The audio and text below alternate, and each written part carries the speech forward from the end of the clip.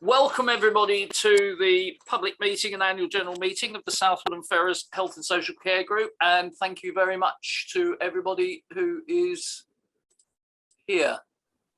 My name's Peter Blackman. I am the chair at the present, and I will introduce people as we go through in terms of speaking, and there will be an opportunity for people to chip in at times with questions and answers, etc. So there's plenty of time for that, so you will get your chance. I have apologies. I have three apologies: Councillor Bob Massey, Dr. Smitesh Patel, and John Emmons, who is from the Kingsway Patient Participation Group. Sorry, Councillor Massey is the Essex County Councillor and Chelmsford City Councillor who normally chairs these meetings, but unfortunately has a prior commitment. And Dr. Patel is the lead for the primary care network for Southwood and Ferrers and the Dengie, and is a partner in the Greenwood Surgery. Okay, so with no further ado, I'd like to introduce Andrew Pike as our keynote speaker. Andrew is now the Chief Operating Officer of the Mid and South Essex NHS Foundation Trust, which is the grandiose title for the organisation which runs our three local acute hospitals at Broomfield, Basildon and Southend, who merged, Andrew will tell us, I think it was 2019. It was 2020, in fact. Oh, it was 2 years. It was right at the start of COVID. Right, yeah, okay. It was in process, wasn't it? It was indeed. Yeah. Obviously the context at the moment, Andrew, is that unfortunately the NHS is in difficulties, and there's been a lot about it today, and I'm sure you'll cover that in where you go. So Nikki, our administrator, will put your slides up for you by sharing her screen, and perfect. If you just tell her when you want to change them, we'll crack on. So over to you, and welcome back to Southwood. We first met you, Andrew, I think when you were Chief Executive at Broomfield, and since then you've had a number of other important roles in the Essex NHS system, yes, one way or another. I have indeed, Peter. So I've been in and around the system for over 30 years in Essex, and I've had contact with your colleagues and some of your colleagues in the Greenwood Surgery and elsewhere over many years. As you rightly said, back in 2000, when I was Chief Executive at Mid-Essex, and then latterly when I was a PCT Chief Executive looking after Essex in the run-up to the formation of the CCGs, Peter. So hopefully I can do my best to talk to you in a broader context, as well as specifically the plans for the hospital. Let me just do, if we move to, there's a next slide with my face, you don't need that, then the next slide where we just start updating you on the position. I think what I'll do, Peter, I'll run through just this information. So I'm not going to spend too long, because I think I know you're a well-informed group and you'll be familiar with some of this, but it helps us draw out where pressure points are and what we're trying to do about it, and our forward plans. Then I'll conclude just by bringing you up to date with obviously our anxieties over the heat wave that is about to descend upon us and how we will prepare for that. I'm sure that will be some reassurance to colleagues. And then let's get straight into questions, because I always find these meetings are much more helpful if they're on that basis. And it's always never great, because when I'm on my phone, I can only see the person I'm talking to, Peter. So if others need to comment, I'm sure they will pop up on my phone. So operational update, I'm starting there from slide 3. We really, as a result of the pandemic, we are still on, I think, and we will be recovering to get all of our surgical services and our outpatient services back to true normal.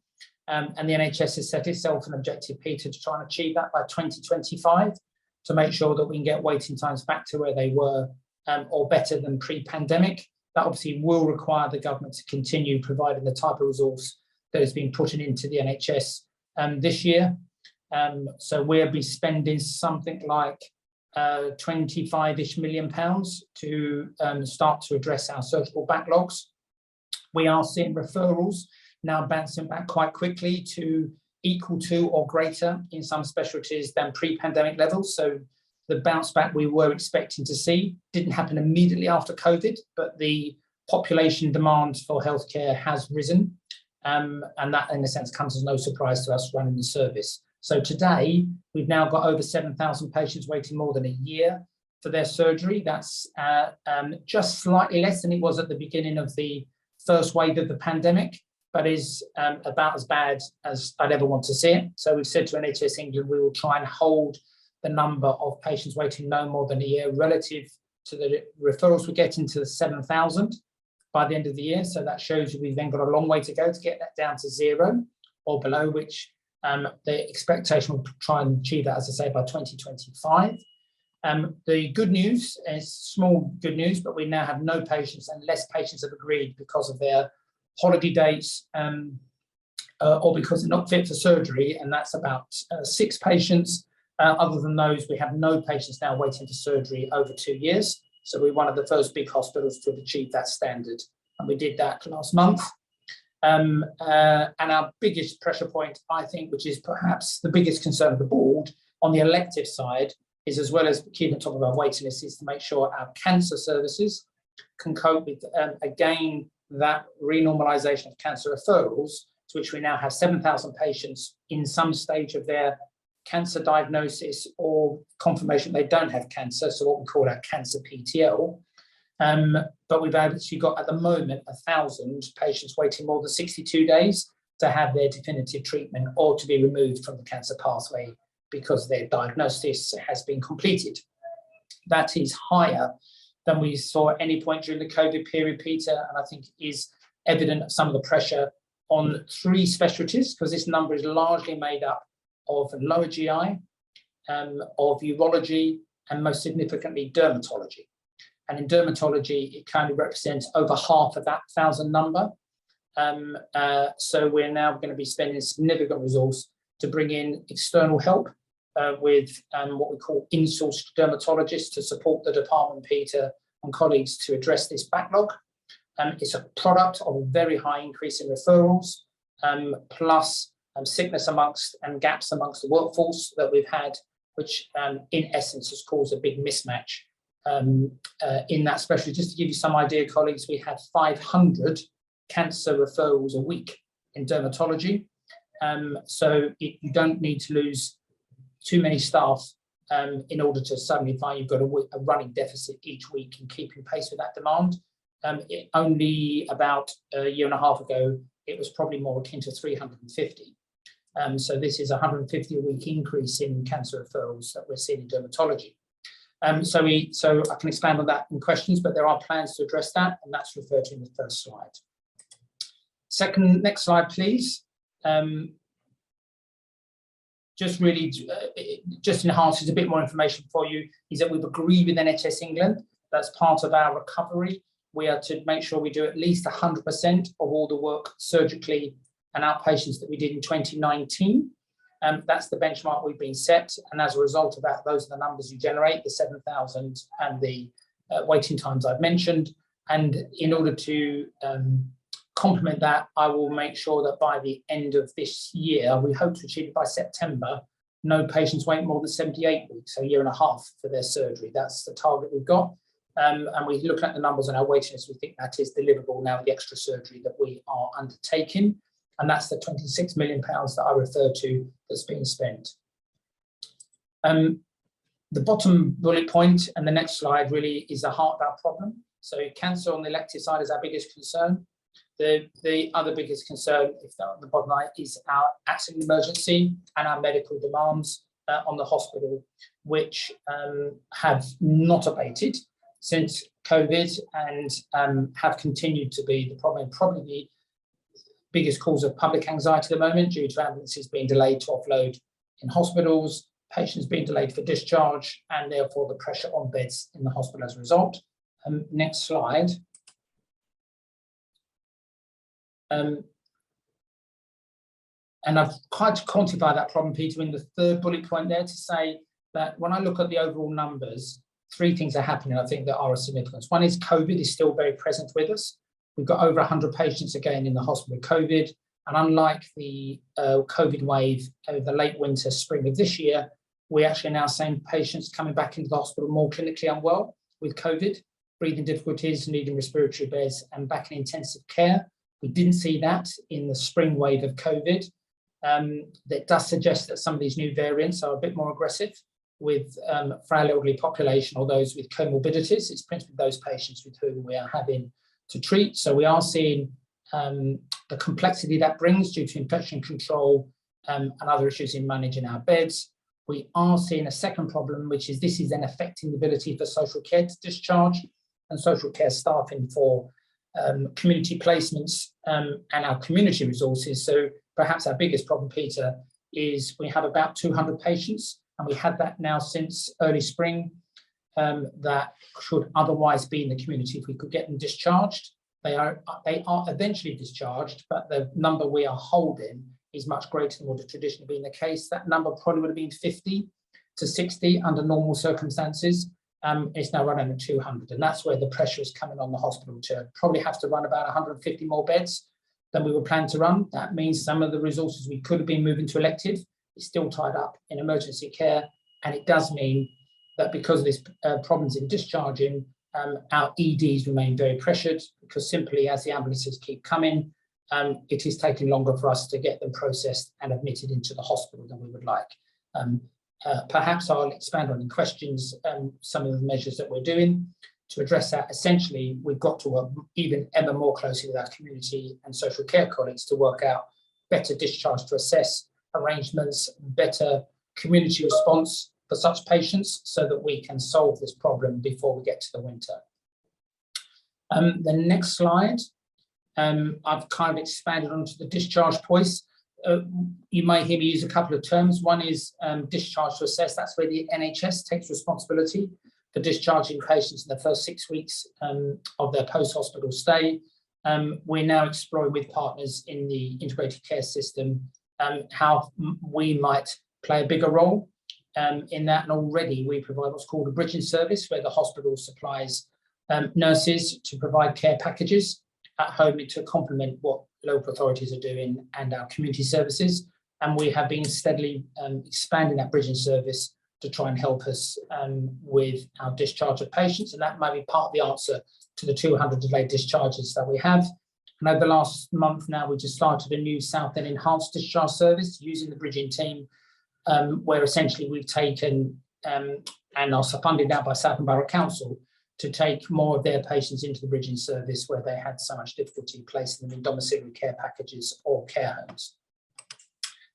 Next slide. That kind of, in a sense, Peter, I think will be the heart of our conversation around what's happening with elective reset, with A&E pressures, and with cancer.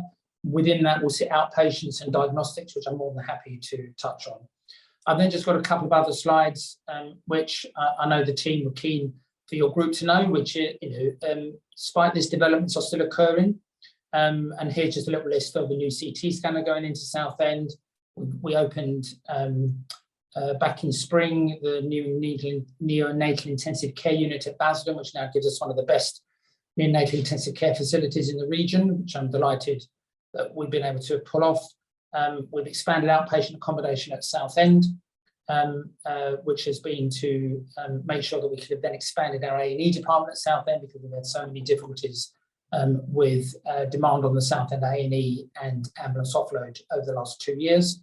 So that has right-sized the outpatient accommodation again. And we continue to make an important HR service. Just useful for colleagues to know that we've partnered with, I think it's Basildon now, Thurrock local authorities to help provide employment or apprenticeship training for young people with learning disabilities, which I think is very positive. And then I've just got a general update I've been asked to provide, Peter, which I will not be expert on all, which is just from our estates team, which I think some of that is repeating what's on the previous slide from a range of investments. We are in receipt of government funding, what's called, that's the fourth bullet point, community diagnostic centres. So we'll be developing a plan over the next 2 years. We're using that fund and ready to have a temporary endoscopy suite to clear the backlog in endoscopy at Southend. We've also got a range of mobile MRI and CT scanners in use, but the plan is, Peter, with this government funding, that we'll be setting up 2 or 3 key locations across the patch, all to be determined as part of planning with our estates team for permanent localities for expanded diagnostic endoscopy and imaging equipment, so that we will have that in a kind of a decentralized pattern around the main hospitals to try and make sure, as the population changes, grows and ages, that we will have enough diagnostic facilities to meet the population demand. I'll stop there on the slides and then just really update you on what we're doing with the pressures now, because obviously I have to say this is probably the most pressured July I've seen. We keep saying we keep seeing our more pressured months. I've already said to you, we've seen this very big spike in some of our outpatient referrals in places like dermatology, but we have undoubtedly seen quite a significant change in ambulance arrivals over the last week. It does look like it is heat related, is the big significant difference, and it has badly affected many of our more frail elderly population. So there have been heat wave planning meetings this week, Peter. We've made provision for additional staffing over the weekend. We've put in some escalation beds in Chelmsford and Basildon to make sure we can cope with the demand. And as I said, we have an organisation in our community providers, you may well have had presentations from them, called the Urgent Community Response Team. In fact, any of you saw Look East TV last night may have seen it on their 10:45 news bulletin, where at least 30 patients a day have an intervention from our what we call our UCRT team. And we're trying to get them now to work very close with the Ambulance Trust to see if we can take some of this demand off the ambulance queue and get a community intervention in place more quickly in order to cope with the demand. And then our ambulance colleagues obviously are looking at all of their staffing arrangements to maximise the number of crews on the road. There are other hot weather plans we put in place to try and support our staff over this period, not helped by COVID, I have to say, because obviously our poor staff having to wear masks through all of this very high temperatures we plan for Sunday, Monday, Tuesday. So I've tried to be very straight as always am, Peter. Everyone's doing their very best. Plans are in place, but there's a lot of pressure in the system. But hopefully you can see that the steps we're taking to address the demands from our public. So shall I stop there and move to questions? Thank you very much, Andrew. I have to say, I think it's very, I don't know what, to think that the hospital is having to provide the bridging service and go out and do what one would have expected other parts of the system to be doing. I know it's a partnership now, but yeah. I mean, you're taking responsibility there for stuff that others should be doing to help you. But help yourself was obviously the one of the mantras. Yeah, I can say, Peter, one of the reasons for that, one is it is about partnership now, and I think because a hospital can't close and has to remain constantly open, if we can see support needed across the system, we're the biggest organisation. I think we have a responsibility to step up and to play our part. We're also finding, Peter, that it's sometimes more, we are able to recruit healthcare assistants perhaps more easily than our social care partners can as well, because of the NHS badge, rather than maybe some of the job opportunities in, because we can offer career structures. So we're trying to exploit that and work in partnership. So these could be, our bridging service could be a combination of those staff who've been working in local authorities as well as ourselves. And I do see it as a positive thing to move on, because if it solves a problem and it helps us get our elderly patients back into better settings in the community and frees up hospital beds, then we should be doing that. Yeah, team game. Yeah. I think it's good to have heard you recognising the issues that you're facing and the measures that you're doing your best to take to deal with what seems to be a perfect systematic storm. Yeah.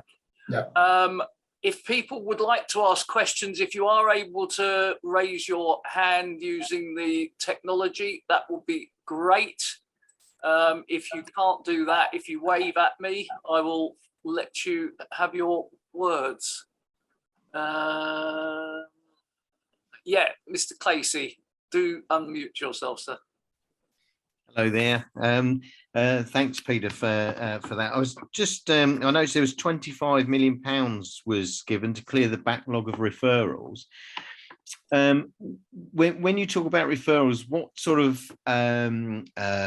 illnesses within the that you're having to deal with that covers? Is that something specific? Just, you talked a lot about cancer. Is that specifically for cancer, or is that for all referrals for anything? Yeah, good question. It's called the Elective Recovery Fund. So that might be something you'll want to note down. So the government is providing funding for this year and for next year, specifically for backlog reduction in waiting lists. So that will be all specialties, obviously prioritised by urgency and length of wait, I think, is be the shortest answer, but it will be all specialties. So it's not singly focused at just dermatology. Take that, as I obviously mentioned that as for example, and it would be obviously to help us with both our cancer recovery and our elective recovery, because obviously they all sit within our waiting lists at the end of the day. You've got a carve out for cancer, then we've got our routine and our urgent patients. That give you a sense of how the money's being spent. It's obviously for things like additional surgeons in general surgery to help clear backlog. A lot of it's for additional anaesthetists, because obviously we are looking to run more theatre lists. Give you an idea, during the COVID period, we were probably running about 300 theatre lists a week. We're now running 400 theatre lists a week. So that needs obviously additional staffing to do that. We have started to recruit more theatre staff where we can, but of course we're having to use some agency or overtime working to complement gaps in our staff that we have. So again, we need the funding for that. And you may have noticed, if you've been at Chelmsford, you would have seen about what's called a Vanguard Theatre, which we're using to do ophthalmology in. So we've hired in that theatre, that money's been used for that purpose. So it's been a general resource that we're looking to deploy across where we've got those deficits. And if I said to you which specialties, obviously we've got the biggest waiting times in, it is no surprise that it's orthopaedics, it's general surgery, it's urology, it's gynecology, it's ENTs, the specialties you'd expect to see where we'd have biggish numbers. And we're looking for all of those specialties to do more work than they've been doing for the last 2.5 years, back to where we were pre-pandemic, while at the same time having to resource the hospital to deal with those 200 extra medical patients that we would otherwise face. So in a way, the money we used to have has had to cover other demands, hence the government's recognised we need this specific resource for elective recovery. Hope that makes sense. Okay. And it can be for outpatients and day cases and for inpatients, because obviously the waiting lists, they sit in all places. We've got queues in outpatients, queues in day work, and queues in inpatients that we're addressing. I think you kind of answered one question, but it spurred on another one, which was when you were talking about having to get in more surgeons, which was part of the fund. I was going to ask where on earth do you go to get a surgeon from? You can't just shop for them. But then you talked about agencies, and yeah. I mean, do you feel? I mean, if you don't mind me asking, do you feel that the agency surgeons are more paid or require more funding than those that are on the staff? Oh, yeah. Better. A short answer is yes. So every time we use an agency member of staff, or we have to use any kind of enhanced payment, so we are incentivizing our own staff to work weekends, and in some cases to work evenings, and we have to balance that to make sure they don't overwork, but we are offering them incentives to do so. Then quite clearly, against normal plain employment rates, the premium is anywhere between 10 to 25% of those normal costs. So you've got a range of extra costs of that, in a sense. If you're trying to do a lot of work quite quickly, like in any business, if you're then going to pay overtime, it's going to cost you more money. So the same principles apply. Agency surgeons, we tend to avoid if we can. We would either look to our own trainee surgeons who are growing in experience to see if they would be suitable. We often look to colleagues who might be willing to offer us extra time. Some of our own existing surgeons working weekends. and we might look to what we call a long-term locum, colleagues that we're aware of who might be between jobs, between hospitals, or sometimes we'll bring in experienced staff from overseas as part of the recruitment package. And then for our nurses, the majority we try and offer to our own staff first, try and get some recruitment in, but occasionally we'll be using agency nursing. Thank you. Andrew, can I pick that up? And I'll come to you in a second, Veronica, but all those people who are on those huge long waiting lists, what is being done, what can be done, what can communities do to support those people while they're experiencing those horrendous, horrible waits? Correct. That we understand the reasons for. You know, what can we do to help the people through who are in excruciating pain waiting for those orthopedic surgery, etc.? Correct.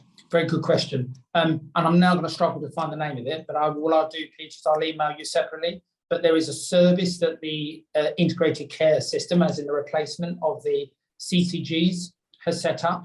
That it's essentially a patient guardian service whereby all GPs should know it exists, and patient groups like yourselves are going to make sure you know it exists. And one of its jobs is to pick up patients who are in trouble or worried, because what we don't want to do is simply keep saying to patients, go and see your GP, because otherwise all we do then is fuel more demand on our GPs who are already struggling to meet the demand. So this service the ICB set up is to try and make sure it stays in touch with patients and picks up anybody who's in trouble. You can always, and I know it's not easy, but you can obviously always contact the hospital to say, where am I on the waiting list? I'm in trouble. And patients do have every right to complain or ask for follow-up. And I'm probably dealing with several of those every week, Peter, to make sure that we can then communicate with patients and let them know what's happening in terms of their waiting times. And one of the good things by this exercise is because we're now looking down to 78 weeks, Peter, at least it does mean that every patient who's been waiting at least a year plus has probably been looked at quite recently to make sure that we can get a sense of when we think we're going to operate on them. And we will therefore start to be in contact with a lot more patients than would have been the case, because we are beginning, I'm pleased that at least we're beginning to eat into the very longest waits that we have. I wish I could remember the name of the service, but when I'm offline, I'll find it and I'll make sure you're given the details of it. Thank you very much. That's very reassuring to hear. I'm sorry I didn't know about that. Veronica. First of all, apologies. I've taken myself off camera. Otherwise, Andrew is beginning to sound like a Dalek. So my internet is not great. There were a couple of things. I may have misunderstood your presentation, Andrew, but you were saying you had 200 people, who could go home, but who can't go home. Yes. And one of those major reasons is about the availability of social care. But clearly that's not everybody by a long way. That's correct. Are we talking about sort of equipment delays, pharmacy delays, transport delays, kind of accounting for a proportion of the others? My other question, and Peter will know I'm obviously coming at this with a vested interest, is that I work for a charity called Carers First, and we support unpaid carers across Essex, and we're commissioned by the County Council. And we work closely with lots of your colleagues in MSE, from dementia teams to the patient experience guys. Is there something we could be doing, better within the system to support the families of those patients, pre-discharge, post-discharge, during their hospital stay? Have you got any brilliant ideas that I could pinch and put in my, service delivery plan? Yes. Well, one of these you're going to email me, Veronica, with your details, and it's lovely to talk to you. I'm assuming you've spoken with Dan Doherty, have you, Veronica, in the past? Oh yes, yeah. So Dan will be, as I say, we're kind of ECC rather than health commissioned, but clearly health is a massive partner for us. I would always look to Dan to make sure we can get what I would call the alliance of all of our most valuable community resources to wrap around, where appropriate, support to vulnerable individuals or to support in any of these discharge arrangements, Veronica. I can't be precise because a lot will hinge on what you think you could offer and how we might match that. So, for example, take the virtual wards. If community is looking to expand the number of patients they're going to try and support at home with nursing interventions, with some medical oversight. That would be one of the ways we could get more patients discharged. One of the issues sometimes is how some more basic care is provided to those patients in between community nursing visits. And that's where if you can't get formal social care packages, the informal or voluntary support from a range of organisations becomes potentially invaluable. So, and I would, rather me stray beyond my immediate expertise, I would encourage Dan to make contact to see how we could piece together what we could use to use your services. The answer to your question, you're spot on. Of those 200, roughly speaking, only about 40 probably awaiting social care packages, 40 to 50 on any one day. That could be mainly for domiciliary care packages. Sometimes it's for care homes. And the reasons why they might be delayed is most often it's because they do not have the capacity or staff in the domiciliary care package to respond to us on that day. It might be because it's a COVID bed that's required in a care home that's not available that day, or it might be, and is certainly at the moment, because the care home itself is closed to receiving admissions because of COVID or staff absence. The other 100 plus will be what we call medically optimized patients, and that literally will be a long list from complex equipment needs that might be needed in the patient's home, to community healthcare assessments, to completion of assessments by social workers or community nurses, to transport issues, as you rightly said, awaiting placement for rehabilitation beds in the community beds, and or not suitable for the virtual ward program. So when you break down that number, that's when managing discharge becomes quite a complex little job, as you know, Veronica, probably better than anybody, because it's not a one size fits all to get these patients to discharge home. Hence my earlier part to your answer, that if I could get Dan and others to work with you to help us build that network of provision, I'd be delighted. Thank you for that. Just a comment, community services that sprung up to respond in great numbers and in all sorts of ways during COVID have now largely been curtailed through lack of commissioning and funding. I think we've all identified needs from that experience which continue, and it is a resourcing issue. Debbie, you've got your hand up. You need to unmute yourself. Sorry. Oh, thank you for taking my question. I'm only here for another 25 minutes, so thanks. Andrew, I'm particularly personally interested in what you're proposing to do to help the A&E service and also the ambulance service, mainly because just 2.5 weeks ago, I had to access, I did access both those services myself because I was in an emergency medical situation. Okay. So I tried to call an ambulance on a Sunday afternoon and there weren't any, so my husband had to drive me to Broomfield. I won't go into the full story, but I did almost die, and A&E were under immense pressure, but I was taken through as an emergency, jumped 2 waiting lists, groups of people, and spent 7 hours in a side room. There was not a doctor available. The nurses did everything and they brought me back and saved me. But the fact that they had to tell me that there wasn't a doctor available and they didn't know when I could see a doctor added to all the stress that I was having, and my son and my husband. They did get me better despite not knowing what was the matter with me. But I saw firsthand that those people were under so much pressure. They had to drop everything they were doing to see to me. I was carried in there. There were no wheelchairs outside. They sent my son out to try and find a wheelchair, but there were no wheelchairs. So they had to carry me in, my son and my husband. There were no paramedics about. And those nurses just all ran from nowhere. And I stayed in hospital for 4 days in the end. I got the best care once I was in A&E major. Well, once I went through, I got the best care, and I can't fault the hospital at Broomfield. You know, they saved my life and they looked after me, but I couldn't call an ambulance.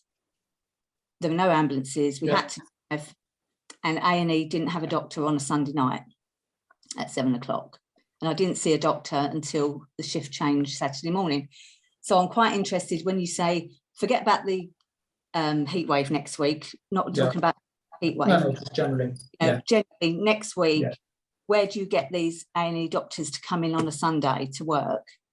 And where do you magic these ambulance crew from on a weekend or any other day? It might be like that on a normal day. I don't know if it's just like, unlucky I was unwell on a Sunday, but you know, even if you got more funding, how quickly can you get all these extra staff, and can you get the extra staff? And it worries me that I've heard that the trust as a whole are probably going to lose, they think, a lot of A&E staff soon because they've just had enough. There's no light at the end of the tunnel. They're under extreme pressure, day in, day out, choosing patients to help. And, you know, are you going to lose even more staff? And is the situation just going to get worse and not better? Thank you. No. Well, first up, it's good to see you looking so well, having heard that story. So, obviously not for public discussion, but if there's anything you wanted to follow up specifically in relation to your treatment, because I am surprised that because obviously I one of my many duties, I do oversee Broomfield Hospital as well as chief operator for the whole trust. That I'm surprised, excuse me, my voice is going. I'm surprised that you had no doctor able to see you for 7 hours on that Sunday. So if you're longer than 7 hours, 7 hours, I will be quite interested to follow that through, because of the 3 A&Es, the one that is coping the best at the moment is Broomfield. So that's no cold comfort of what you experienced, but I am concerned. So if you are willing to make contact with me, I'd like to just follow up and understand why that happened. Your question was extensive, so let's break it down into 3 parts, because you're quite right. It is probably, right alongside cancer, the single biggest worry the health system has got, and it's the single biggest worry we have as a trust. And I think we're acutely aware that our staff are right on the edge in terms of what they're being asked to cope with on a day-by-day basis. And we've got vacancy levels therefore across all 3 departments. I have to say, when I go to all 3, I'm always amazed by the kind of resilience and the still the esprit de corps that many of the staff have. I'm sure they're not just putting on a show for me because I'm the boss. I do think that your A&Es are not going to fall apart. I want you to reassure on that, and there is a core, but there are periods, because it's whole 24-hour service, when it can be very intense, and it's often intense of an evening and weekend as the day's work accumulates as such, and then it kind of gets cleared overnight, and then off we go again. But let's break it down into 3 parts. So ambulances, undoubtedly a problem. I think part of the answer to ambulance really is twofold. Within the ambulance trust itself, the steps they're taking to try and improve their staffing and the number of fleet vehicles they've got on the road. The same question I have answered earlier about agency staff and other issues, they'll be doing similar things to try and improve their staffing position. The biggest thing I think we can do as a health system, though, is try and help them get some of the demand that is coming their way, as I said earlier, off into community services if we can. So this UCRT team that has 30 places a day, we're now saying at the moment that should be wholly targeted to 999 calls or calls that the 111 service have sent over to the ambulance service. And these might be care homes wanting somebody to have a look at their patient. It might be patients who've fallen, and it might be younger patients who, for risk reasons, 111 has advised they should attend A&E. If we can get appropriately, and some will still be appropriate to go to A&E, of course, but if we can get interventions from the UCRT team, that's 30 ambulances that can be released that would otherwise be tied up seeing those patients. Because what we need the ambulances to do is to respond to patients as sick as you were, which we will call category 2. Category 1 are patients who are actually having an active heart attack at the time, who've stopped breathing in terms of need an urgent response. So category 1 and category 2 patients is where we need to concentrate what our ambulance services are currently doing. It's also dealing with a group called category 3, which is less acute community response. And if we can get more interventions taking place there both now and over the coming months, that should release ambulances to get more on the road. The second issue with ambulances is, of course, too many are queuing outside our hospitals because there's delayed discharge issue and we can't get patients admitted as quickly as we would like. So the second part of the plan has to be the whole hospital seeing A&E is their responsibility, and we've got to keep bearing down on that 200 patient problem so that patients, the length of stay in the hospital is as it should be, not longer than it should be, and therefore we can get patients admitted more quickly. Because if we can get patients into the hospital more quickly, then that's less patients for A&E to worry about. That means they're more available to see the new patients who are coming in and those that they're actively treating and can treat and then deal with. So that's the second strand of action, and it's probably where we're putting most of our emphasis, is to try and make sure the whole hospital doctor team, nursing team, the wards are able to improve their discharging so that we can get patients to A&E more quickly. The third element, as I've mentioned, is by use of the bridging service and other tools, is to provide more resilience in the community to which we can then discharge patients. Because as well as us making sure there's no delays for X-ray, no delays for blood, doctors are doing their ward rounds regularly on time to improve discharge, we've got to get more ability to then discharge patients who are frail back into the community for their long-term care needs. Hence, we're looking to expand the bridging service.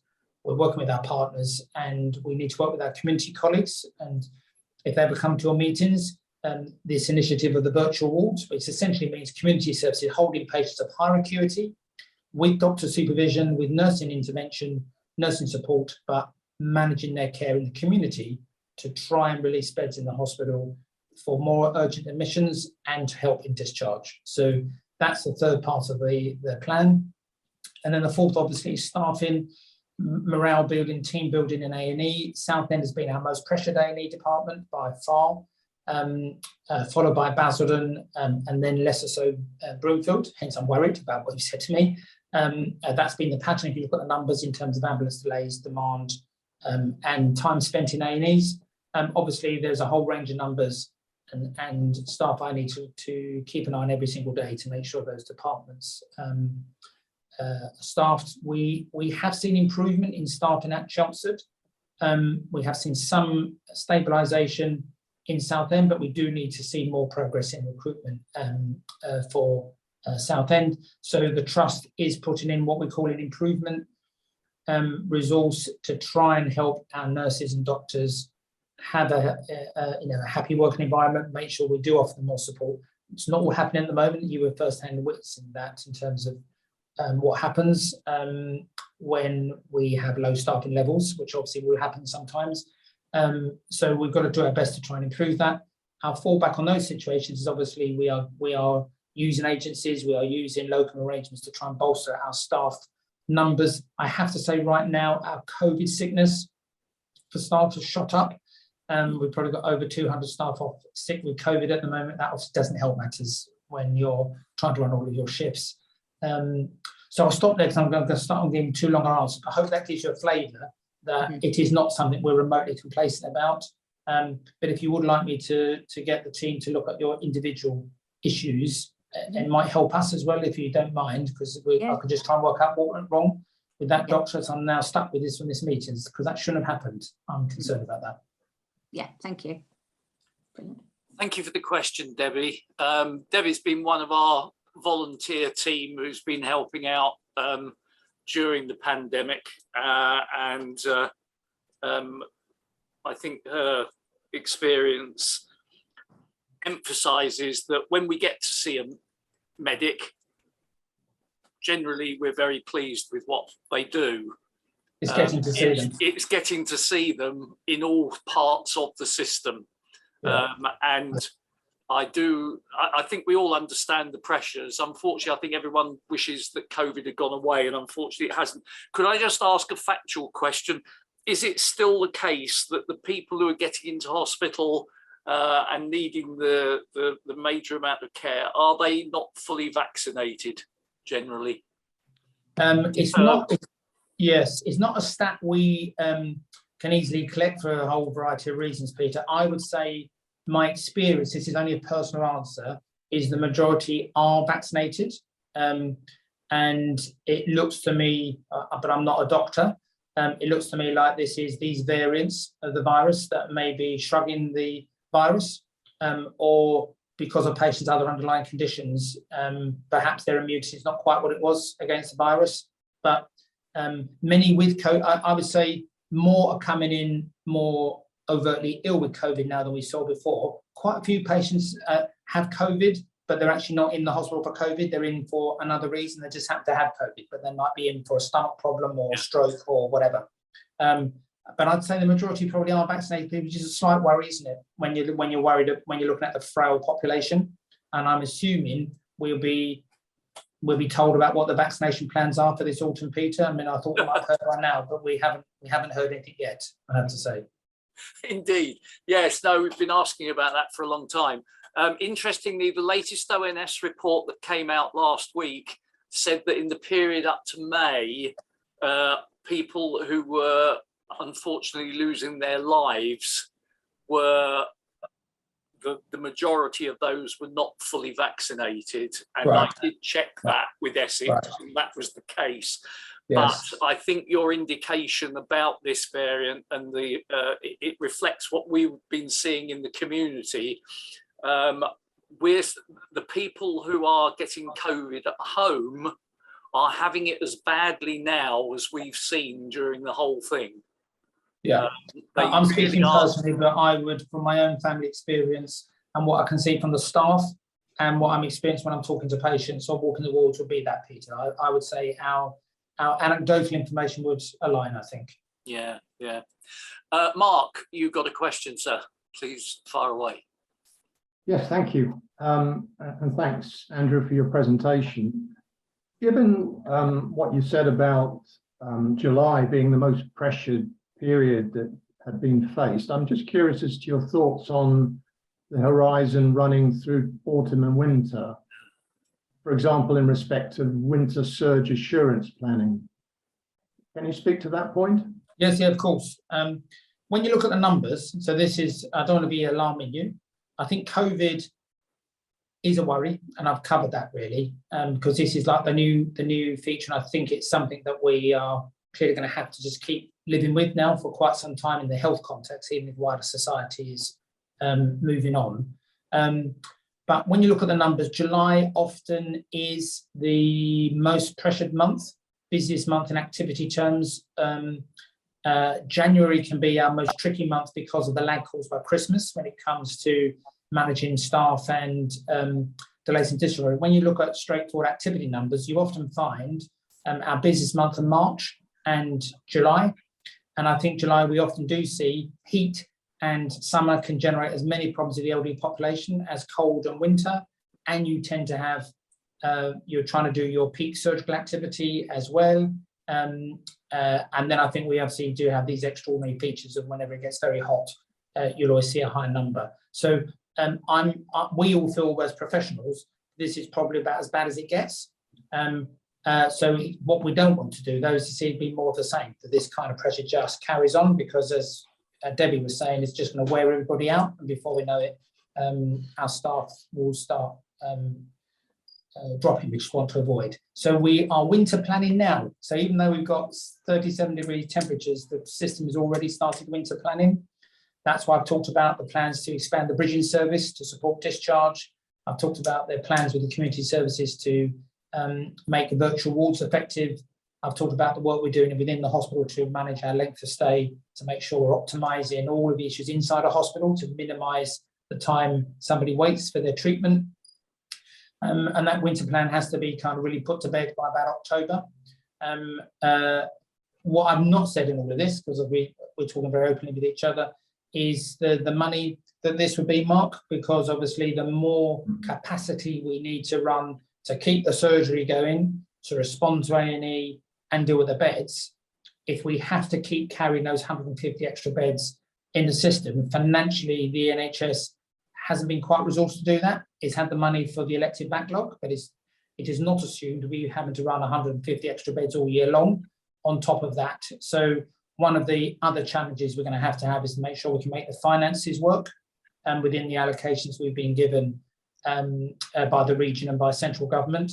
But our plan for the winter essentially is to try and put into action what I've said, that we get some improvement in discharge, some consolidation support of our social care colleagues. We get more community resources able to help the hospital so we can try and run with fewer beds. That then gives us more escalation beds to deal with surges, takes a bit of pressure off our staff. That's plan A. Plan B is we may have to tool up with the staff in to deal with this level of pressure with the beds we're running, but then we will need to make sure we can sustain our staff, and we'd also have to make sure we get some financial recognition of the cost that will cost. So there's almost like two extremes of the winter plan that we're doing. But I wouldn't, you know, we always deliver and we always look after our population as best we can. But I would want to make sure we could try and do it a bit better than we are at the moment, because it's quite tough for our staff. Thanks. Do you want to come back on that talk? No, okay. Andrew, I'm going to try and ask you this in some way that's not too political. Given that all the restrictions for COVID were removed, and we've heard very little since then from either the leads on health or science, and as you said, we've got to live with COVID. What measures do you think you'd like to see to try and help us manage COVID over the next year or so? Yeah, I would, again, I'll speak personally, because I'm not a public health expert, and I'm almost certain, Peter, there will be messaging from central government, no doubt once government's got itself stabilised, and I'm sure there will be, our local authority public health directors will be messaging as well. I think it's going to be the following. One is get yourself vaccinated. Remember, if you're not fully vaccinated after your 3 jabs, or you're eligible for the booster jab, you can still get yourself vaccinated.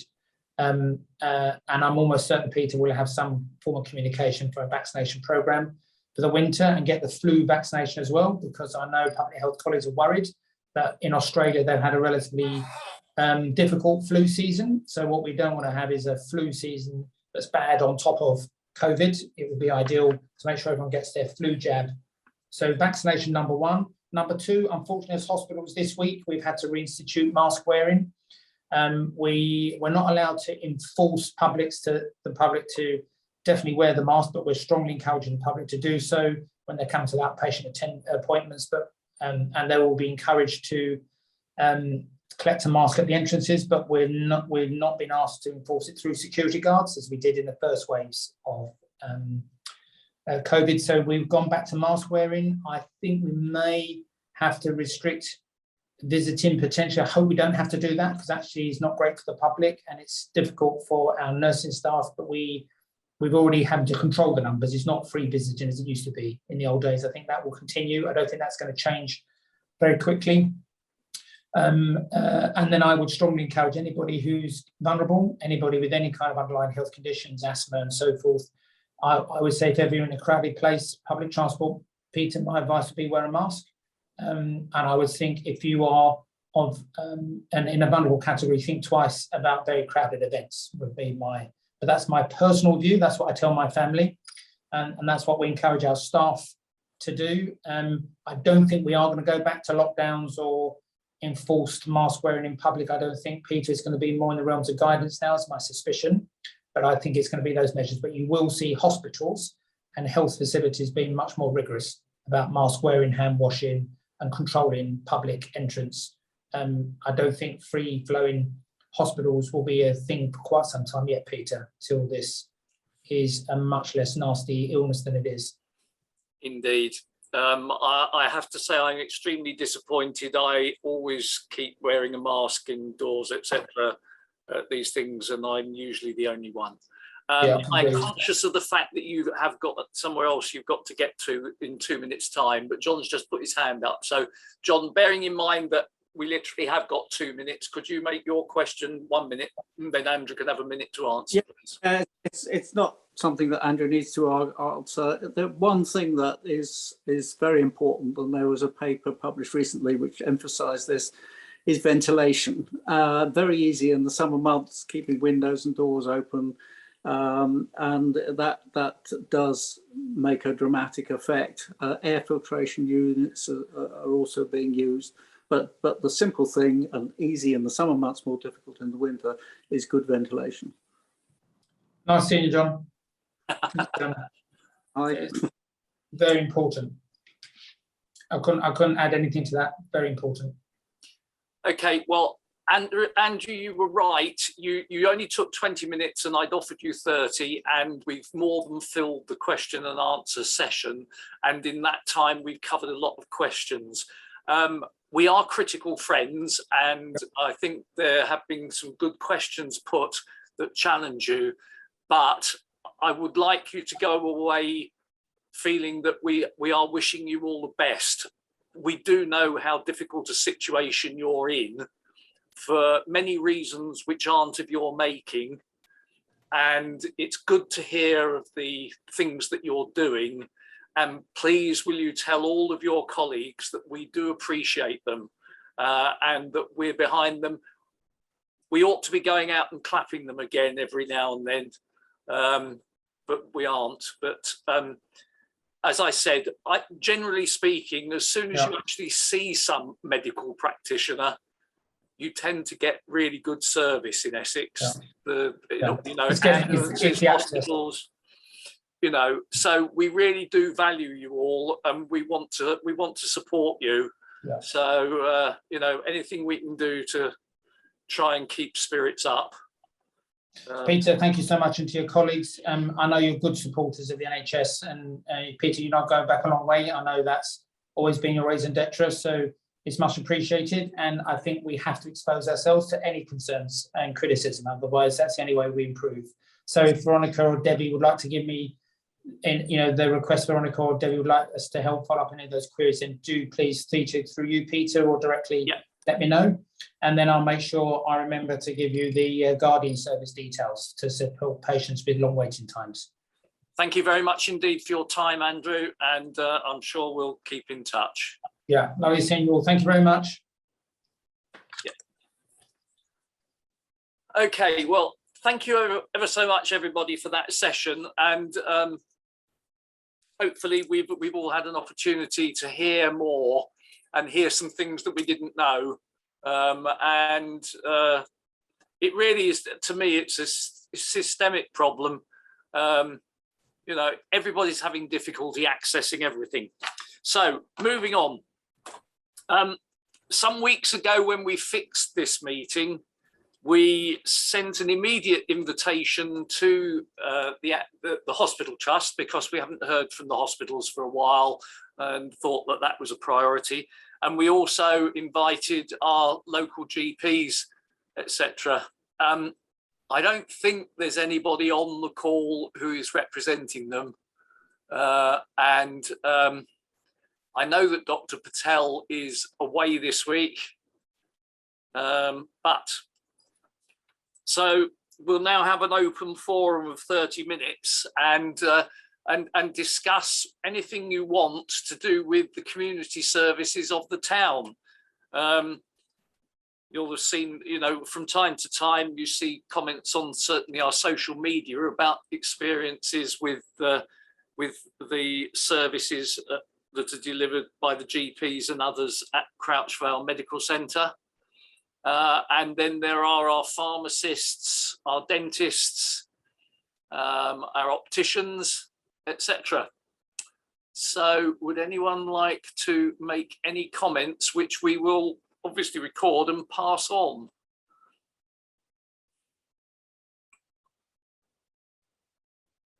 Bye, Debbie. I think you're trying to say goodbye. And yes, very glad to see you looking better. All right. Even if you are with another football club to mine. Bye. Yes, Coral. Yeah, hi. I was just wondering what everybody's experiences are at the moment when they go to the dentist for a checkup. In the old days, you used to get a scale and polish. Granted, not an in-depth one, but I generally don't have an awful lot of scale to deal with, and it was usually dealt with in a checkup. The impression that I get now, and all through COVID, was that no, they can't do it now because it costs them too much to do all the sanitizing and everything in between appointments. But you can go and pay privately for the hygienist, and she'll do it for you. I don't think possibly we've got the excuse of that now, or maybe we have, listening to the previous conversations, but I just wondered what other people's experiences were, and have they had a scale and polish offered to them or done in a, a general checkup. I see shaking of heads. I'd certainly shake mine. Has anyone? I certainly had a recent checkup and didn't get offered that. John? Well, it's very hard to get NHS dentistry at the moment, but irrespective of whether you're seen privately or as an NHS patient, dentists are in a particularly vulnerable situation because a lot of what they do is what they call aerosol generating procedures. So if they're using a high-speed drill, then there's water spraying out, water vapor spraying out everywhere. If they're scaling your teeth, then they usually use ultrasonic scalers these days, which have a jet of water that cools the scaler.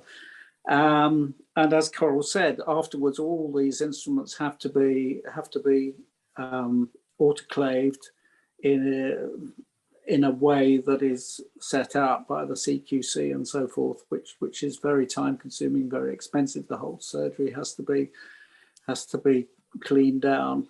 So whereas as has been said in the old days, as part of the examination, you would get a scale and polish. Might have been a slightly peremptory one. Nowadays, it seems to be the case that people have to go on and make an appointment with a hygienist to have a scale done, a deep scale, a rather more extensive scale. But that costs money. People end up paying money that often they can ill afford, given the current economic climate. So yeah. I'm not sure what the answer is.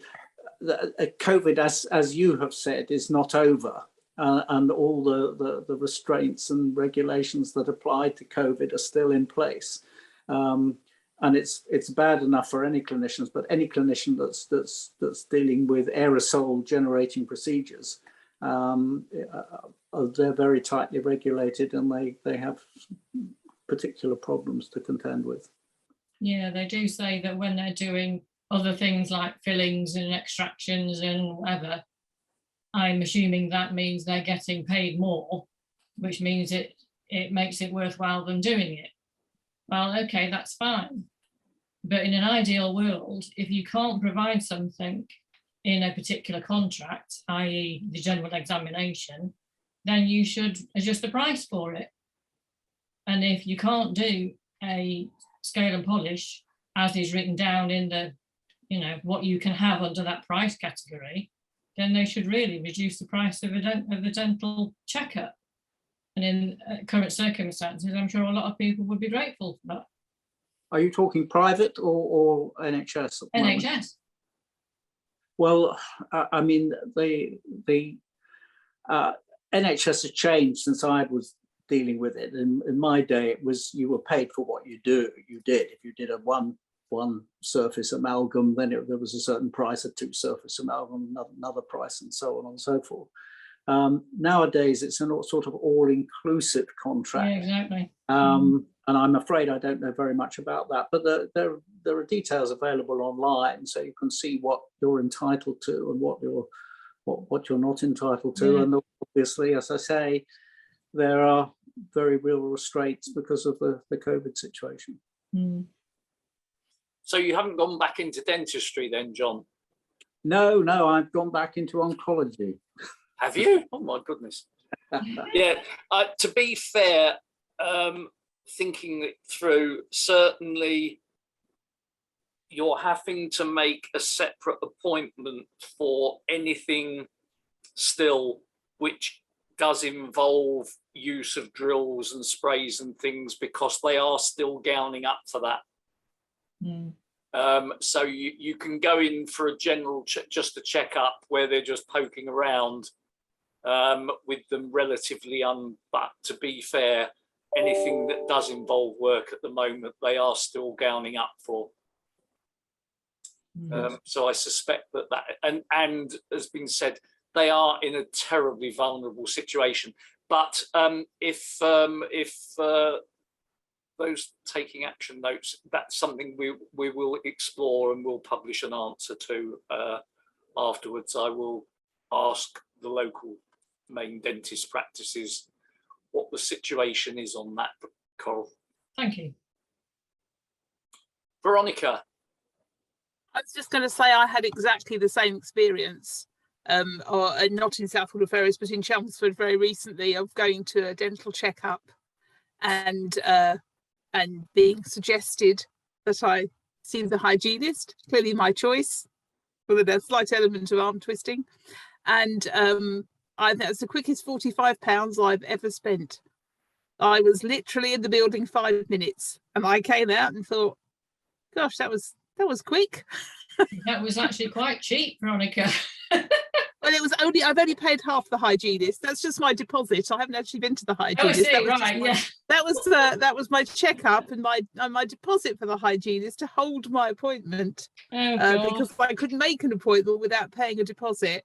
So I don't think you're alone in that experience. But I must say I did come out thinking, gosh, I hadn't, I spent that really quickly. I was literally in that building like 7 minutes, and that included actually having a checkup. So I think it's probably quite widespread. Penny, I'm not at all asking you to represent anyone, but you are based at Crouchvale. Have you got any observations on how you think things are going with the services there? I mean, you're the social prescriber and will be wanting to liaise with the services there and work for them as well. Yeah, so those that don't know who I am, I'm the social prescriber for Southwold and Ferris and Bicknaker. And a social prescriber's role is to take referrals, though people can self-refer, for me to help them find support with anything that will improve their well-being, and that is very wide-ranging. It can be anything. I'm there usually on a Tuesday. Now, I just do 1 day a week there because they don't have any spare rooms. It's always been the irony of a new medical centre and not enough rooms. So I have a Tuesday now regularly there. So the only things I have observed is more and more people coming in for face-to-face appointments now. The waiting room is often quite busy. With any of the people that I'm working with, if they've really had trouble trying to get to speak to a doctor or get through on the phone, I'm able to contact the surgery directly, whether it's a particular member of staff or just a general inquiry. I've done it today for somebody who's been trying to get an appointment for weeks and can't spend their life sitting on a phone. So I've just messaged them asking if someone could contact them.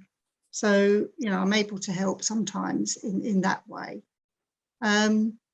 I get referrals through from outside of the practice as well. I have had the physio that's there refer people to me. I've had the pharmacist refer people to me. I've had one of the OTs at the pain clinic refer people to me. So it's quite wide ranging.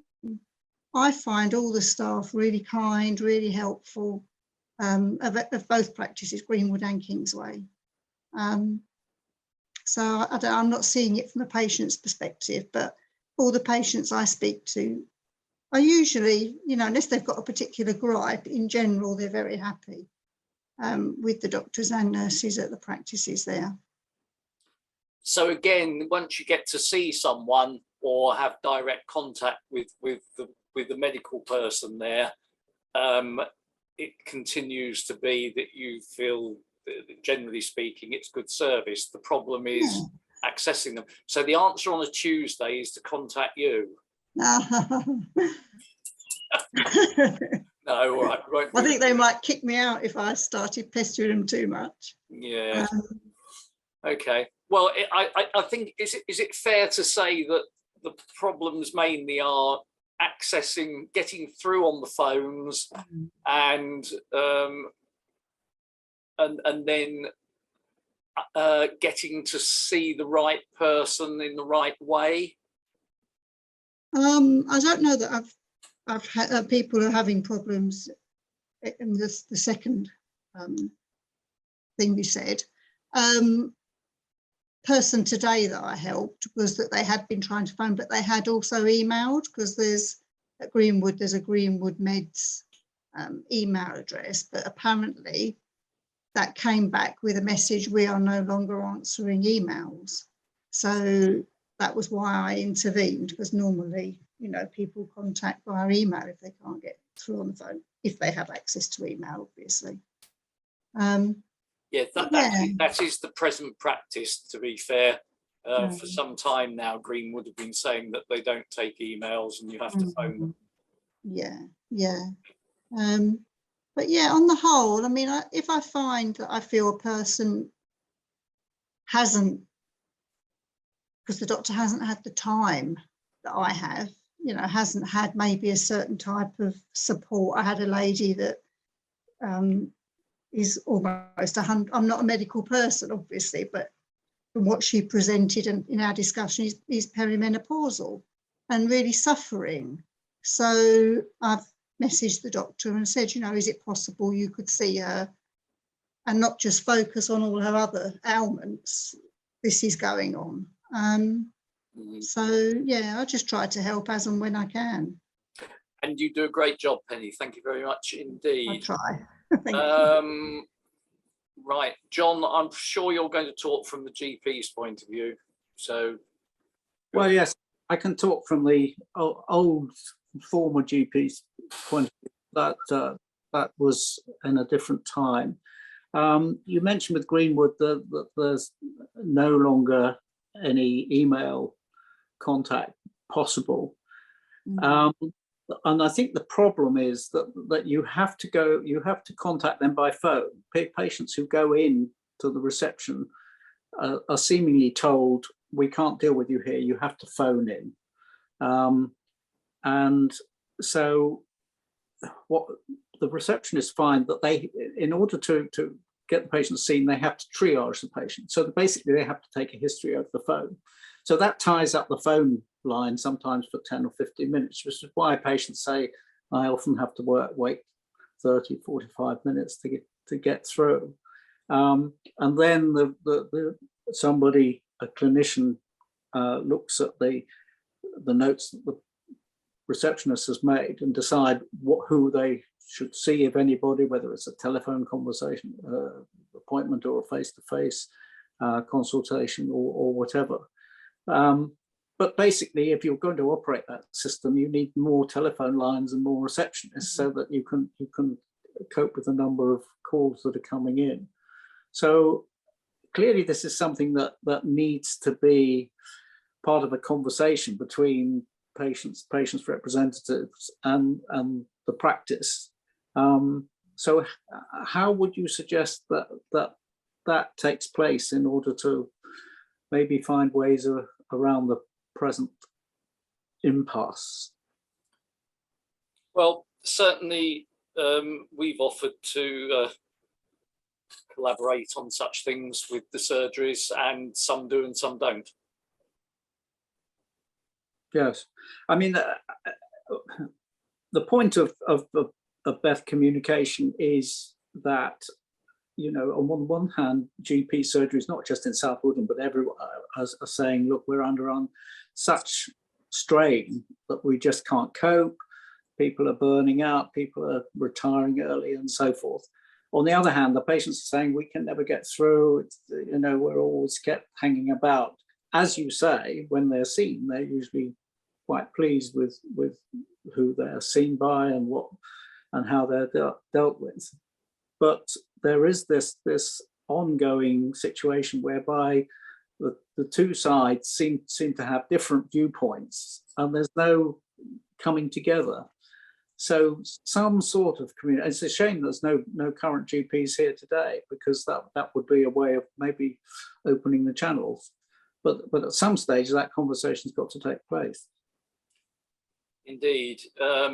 Whilst nobody else is just to say that the CCGs as well, the clinical commissioning groups, which have now become the integrated care system, did get quite worried about GPs during the last year, and created a program of information about the state the situation they were in. And as patient and public engagement groups, we were saying to them, but hold on a minute, you've actually got to bridge it and understand the patient point of view as well, and try and do that. And certainly that seemed to have some effect in some places. There's a slight worry. I mean, the primary care network for the Dengie and Southwold and Ferrers has got 9 practices. And if only they'd all get together and share good practice, I suspect it might help some of them, because some of the surgeries are working a lot better than others. Yes. So I think, yes. Penny? Yeah, can I just say, I don't live in Southwood and Ferrers, but I live in Witham, and I go to the largest practice in Witham. I don't have to go to the doctor very often, fortunately, but they introduced a system which is all right for people who have the internet, but between a certain number of hours in a day, can't remember what they are, there's a few hours in a day, on their website there's an online form you can fill in requesting a callback from a clinician, and you just briefly, there's some drop down boxes about what sort of issue it is, and then someone that day gives you a call, and that seems to work. But yeah, I don't know if the others, the practices in our area that we're talking about today even know about this system. Yeah, and that works really well. I mean, one of the key things we've found during the pandemic is the need for the people who haven't got the technology, which is why we've been so keen on providing regular public health information in focus, and providing a phone line, and encouraging the practices to cater for that. And really, that means, I mean, there were some funds provided to GP practices around about the turn of the year, which were an opportunity to improve things, and some practices did improve their telephone systems and their systems, and some didn't. So it's a tricky one. Has anyone got any comments about any other aspects? How are you finding life in going to the pharmacies and opticians at the moment? They're all good, are they? Yeah, good. And yeah, Ken.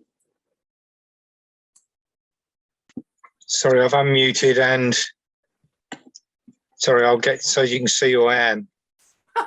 Right.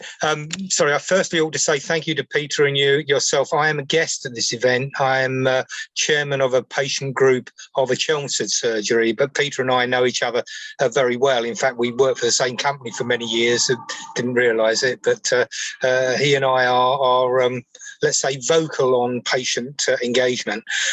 Just on the telephone thing, we've got quite an interesting thing with our own surgery. We have agreed with the practice manager to write a specification for a telephone system from the patient's viewpoint, which comes in sort of 2 bits, really, what we need to have and what's nice to have. Once we've completed that, I'm very happy to make that available, because it's it means that they're not only listening to what they need, but what we need. The one thing I would say about any telephone system, you can have the best in the world. It won't create any more appointments or any more people on the end of the phone. So in a way, you may end up getting much quicker and more effectively to not getting an answer. Yes, thanks, Ken. Certainly the surgeries I'm aware, the practices I'm aware of that improve their telephone systems at the same time improve their capacity to use it, which, as you rightly say, is essential. And I was quite interested, John, to hear that you're saying that the receptionists are having to take up to 15 minutes to take a history. Whilst I understand the importance of the receptionists asking people why they're calling and pointing them in the direction of the most right person, I think 15 minutes to do that is extraordinarily too much. But that's a personal opinion. And I certainly don't know of any, I don't know, that's the first time I've heard of a surgery taking that length of time. Yeah, go on. I don't think they all take 15 minutes, but you know, they've got to write something down, type something. Then a lot of these people are not trained typists, so they're like me, sort of two-finger typists. And obviously a quickie like a earache or whatever will take a matter of a few minutes. But the more complex cases, particularly with elderly patients who have several conditions at the same time, and on some sort of polypharmacy, lots of different medications, that can take a history that covers it takes quite a long time. Do you think that should be being done by a receptionist? Shouldn't they simply be pointing them in the direction of the right person to triage them? That's not the way it happens at Greenwood at the moment. I can't say what happens at Kingsway, but that's the system at Greenwood, and I think that's why people have to wait so long to get through on the telephone. That sounds a very interesting interpretation of some parts of the thing, which I certainly hadn't heard of. David, you wanted to say something? Yeah, I was just having talked to a few of my customers. I'm a gas service engineer and plumber, and I have heard people talking about having to book appointments at the surgery and so on. And I think a couple of people have made the point that it's always been confidential between you and your doctor.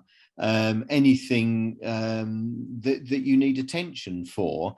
And I think a lot of people do feel a little reluctant to want to discuss their medical history with a receptionist without that sounding really defamatory, really, to a receptionist. But people would feel that that's, I want to discuss my problems with my doctor and not with you. I think that's a very general approach. I think that unfortunately the NHS has not done a terribly good job at educating and informing the populace about the changes that have taken place since 1948, and that the receptionists are trained to actually do the triaging somewhat, and that is a necessary feature. But I absolutely agree that that is a case. But I've been trying to get the NHS to do some communication and education for the last 10 years. Anyway, John, I thought you wanted to say something else. Yes, I basically was just going to say what you've just said. That the GP is no longer the kingpin in the practice. There are various different clinicians who can deal with people very adequately, and there aren't enough GPs to go round, so you have to try and direct patients to the right person for their particular condition. So I'm not saying that triage shouldn't take place, and obviously people like Penny are very, very important members of the team. So that's why there is some form of triage, as Peter says, and that sadly has to continue. But I take your point that people who've grown up with talking directly to their GP for any and every problem find it difficult to adapt to that sort of circumstance, but I'm afraid the way general practice is going, that's here to stay. Can I just add that obviously that the confidentiality is within it's the system, the practice, and yeah. So I have access to patients' records, but I don't discuss them with anybody. Even when I have team meetings with other social prescribers, I don't talk about people by name or in any way that could identify them. The confidentiality is within the organisation. Yeah, and those of us who are in or working with the system understand that. But as I say, unfortunately, the general public has not been informed well enough and effectively about that sort of thing. Coral's hand was next up. Yeah, it was just really to say, with that in mind, the ideal situation for some people who are computer literate is to use the idea from the other gentleman, the other lady, was it? Yeah. Or gentleman about the surgery in Witten. Fill the form in. That's not going to be quite as embarrassing writing it down. No. For someone, then you can then put as much information on there as you want, as little or as much, and then they can triage it without actually you having to speak to the receptionist. And as you'll see in our weekly article, which we've been publishing all through, that we include a paragraph on the ways in which the practices in South Woodham wish to be contacted. And one of them does encourage the use of email for certain things and the other one doesn't.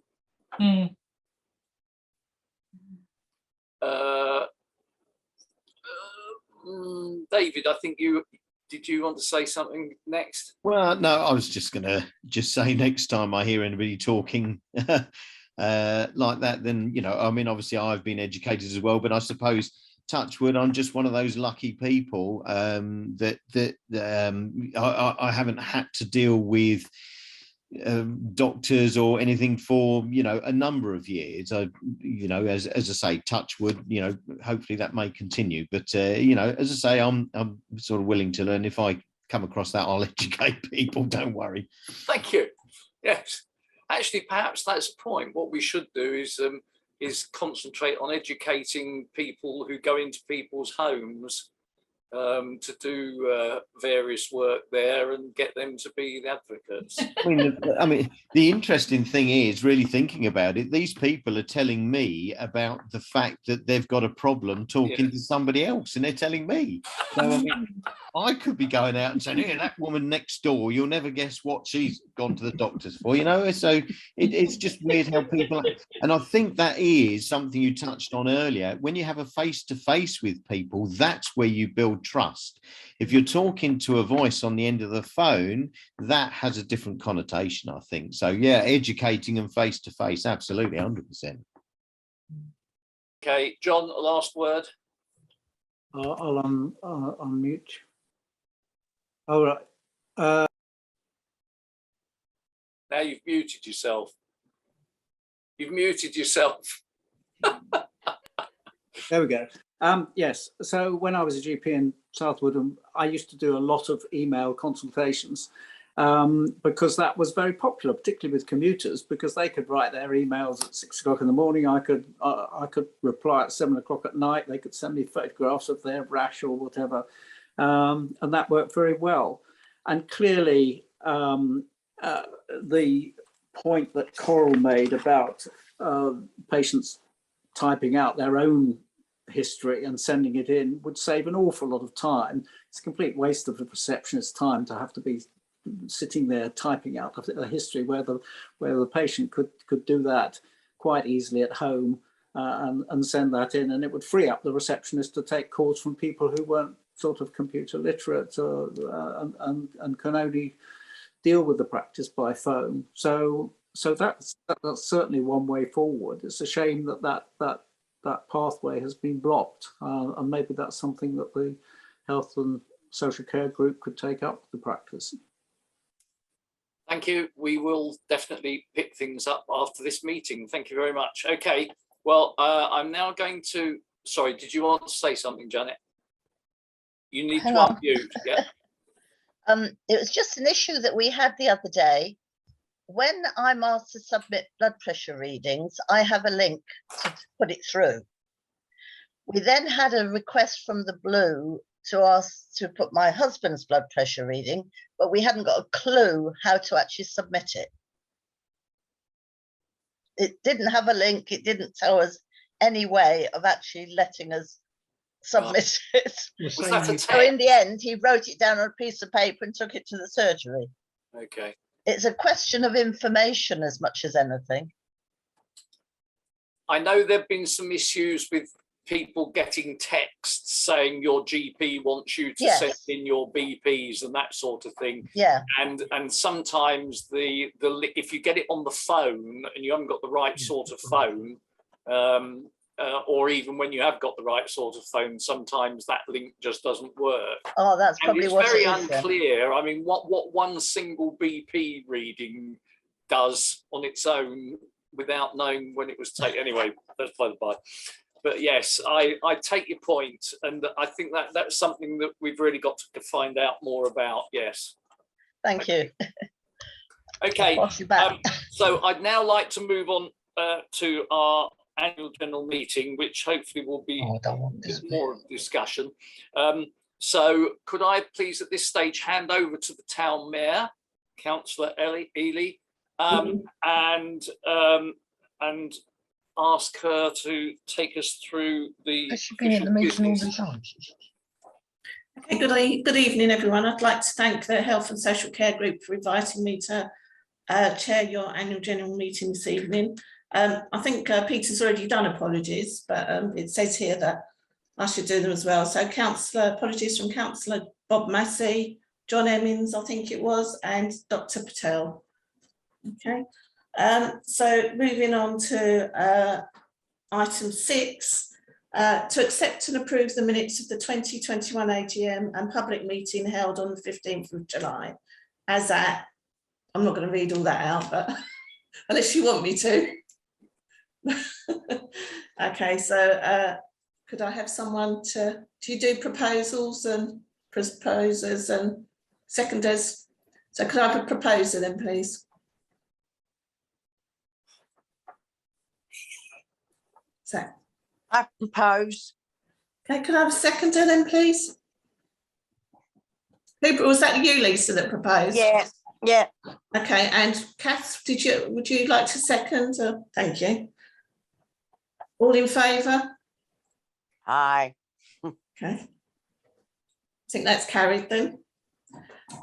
Item 7, to receive the annual report of the South Woodland Ferrers Health and Social Care Group for 2021-22 and the addendices, including the report of the activities of the Voluntary Health and Welfare Support Scheme operated during the pandemic, and as at the 2021-2022 annual report, page 6, subsection other things, 2nd, 3rd and 4th dot points.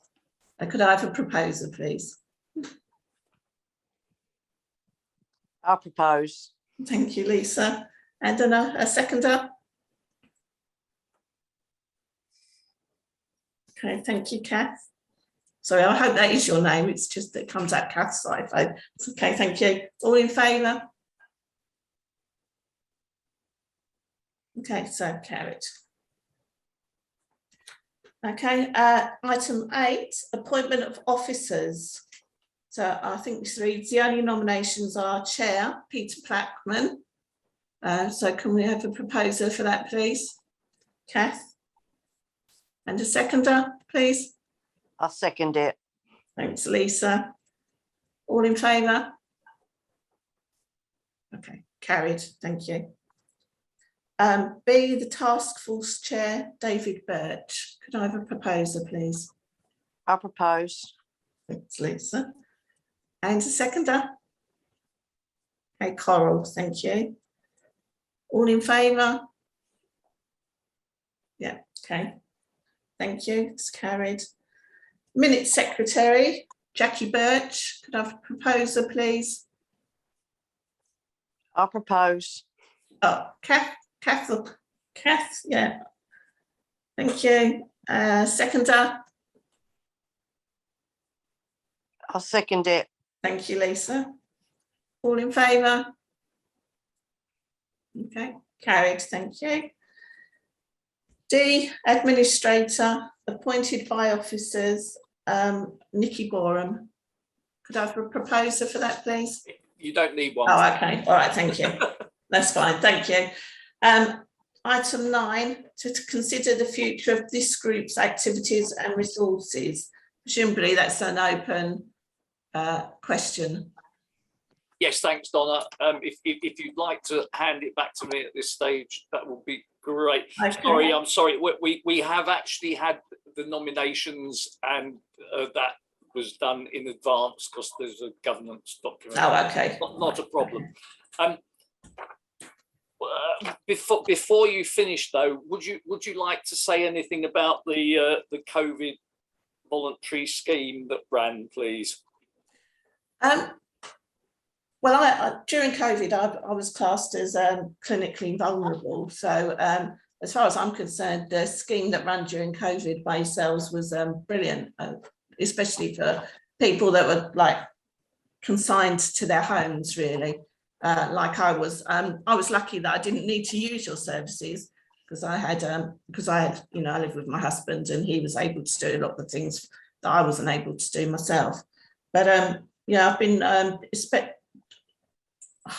very impressed really with the services that you provided, the jobs that you did, the volunteers that you managed to, you know,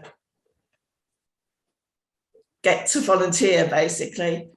So yeah, it's been, I think you've done an amazing job during COVID, and I hope you can continue to do so. Thank you very much.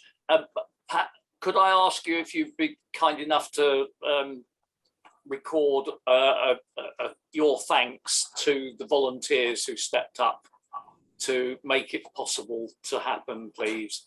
Because the dozen or so volunteers who joined up enabled us to deliver over 11,500 tasks and activities, and really without them it wouldn't have been possible. So I'm really grateful to them, and I'd be very grateful if you'd be kind enough to endorse that as the town mayor, please. Okay, yeah.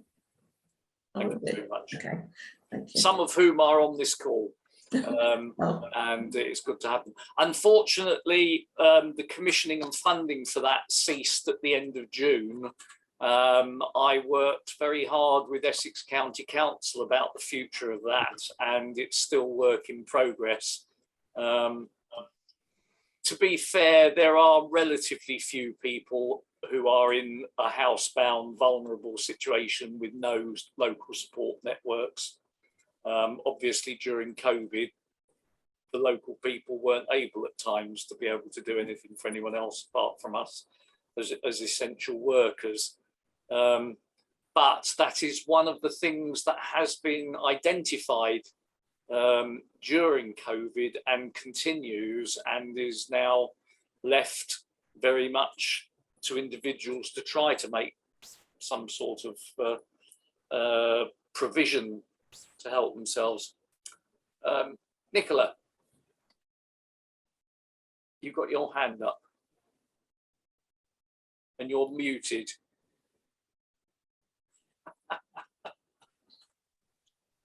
Yes, can you hear me now? Yes, we can, thank you. I just wanted to comment on about the deliveries. I'm actually helping out the lady who delivers for Gavani's this week, and I've done the maximum of deliveries, medication deliveries I've done this week is 10, but it's sort of averaging about 7 per day still for around South Woodham, of people who maybe for one reason or another can't get out to the pharmacy, so there is still a need for it.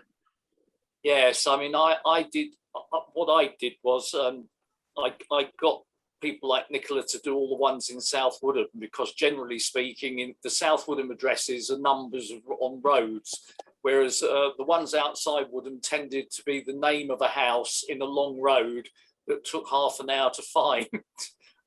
Once you found it, it was easy to find it again, and I found it easier to go and do them myself and try and explain to anyone else how you might try and find them. But certainly there is a need, and I'm very glad to hear that you've been kind enough to continue doing stuff, Nicola. That's very kind. So thank you very much, Donna. Much appreciated. Sorry, thank you, sir. Town Mayor, Madam. Thank you for asking me. That's fine. Donna's fine. Okay, so the last question for today really is, what would you like our group to do? In COVID, we did for the first time in our history start delivering services. John Cormack, as some of you will know, was the founder of the group as a Millennium Project in 1999. When everyone was feeling that the town didn't have the right sort of resources for medical needs. And that was how the group started off. And we've been trying to work towards improvements for the town services since then, with some successes. And basically being a patient and public engagement group as a critical friend to people like Andrew Pike, etc. But it was at the start of the pandemic, at the request of the GPs and the pharmacists, that we were pulled into action. And we were doing more than just delivering meds. That is very important. But we were also doing things like welfare checks. So particularly at times when there was lockdown, some of us were actually going out and doing an initial assessment of people just to try to help establish what sort of care they needed to be assessed for by the professionals.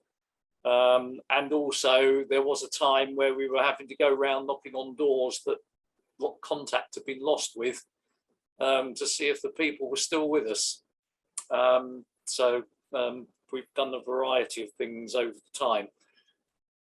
I personally don't think that that's something we can do unless we're resourced and funded for it, and we have been up until now. But we could not have done what we did without the tremendous support we've had from our administrator, Nikki Boreham. We were very fortunate that in 2019 we revamped our website, our social media and everything, and that was a real godsend when it came to COVID, because it meant that we were able to effectively communicate with the town and surrounds about those issues. We will continue to do that. We won't hold meetings for the sake of it, and certainly I think one of the lessons we've all learned is that we can use virtual means as well as in-person means. But if anyone's got any ideas about things that they'd like us to do, please do suggest them now or later. And then the other thing is that neither John nor I nor David or Jackie are getting any younger. And the question is, how can do we want to make this group something that's sustainable? And if so, how is that going to be achieved? Because, as I say, we're not getting any younger. It's a big problem recruiting volunteers at the moment for anything. And of course, everything that's done is voluntary. It's only occasional out-of-pocket expenses that are reimbursed. John. Yes, I think getting new blood in is a good idea, but that's very easily said and very difficult to do. And the people who are doing it are putting in a lot of time and energy. As far as meetings like this are concerned, excellent. Because of time constraints, they tend to be a little bit bitty, because we've covered primary care to some extent, we've covered secondary care to some extent, but that's really as much as you can hope to do in the time available and then in this format. What I think is needed is to have, to use that horrible management term, vision, some sort of comprehensive picture, some idea for the medium and long term, maybe a 10-year plan for the town, because there's all sorts of aspects that need to be considered. Public health is hugely important. Prevention is better than cure. We're all seeing the problems that arise from the obesity epidemic, people not taking enough exercise, and so on and so forth. And really, to do something about that, you've got to include everybody. You've got to get everybody on board. It's not just something that the GPs can do. You need to include the school, the councils, the town council, etc., etc. Everybody, and maybe to have some sort of town plan, like a neighbourhood plan for health, would be a good idea. But that's something that would need to be done behind the scenes and then put to the public, I think. So does that strike you as being something that should be done? I remember years ago you did a sort of survey of the town. You produced the original town survey. I mean, that would be part and parcel of this, to do an up-to-date survey, to provide a foundation to build on in the years to come. I have a suspicion that was aimed at me. What John's referring to is that in 1990, I led a review of the town's social and social services, I suppose it was. I can't remember what the title of it was. It was more about community. Oh, it was about community facilities. That's right. And then as a result, in 2000, you asked me to do one for the health services. So it has been done. I think what you're saying is right. It fits in with the new integrated care system very well, because that's the sort of thing. There are 3 levels, and we did have that. We've had a couple of really important meetings about the present new system, which is about integration, as you say, everyone working together, which fits quite nicely with our task group. Sorry, my trainee guide dog pups this up, trying to say hello. Even through the blur. Interestingly, you've got the system level, which is Mid and South Essex. You've then got the alliance level, which is Mid Essex, and then you've got the neighbourhood level, which is actually the primary care network level, which for us is the Dengie and South Woodham. Now, obviously, there's difficulties with that having shoved the 2 of us together, which was a decision made at national level about a locality. But anyway, but those at neighbourhood level, what you just said, John, is what should happen.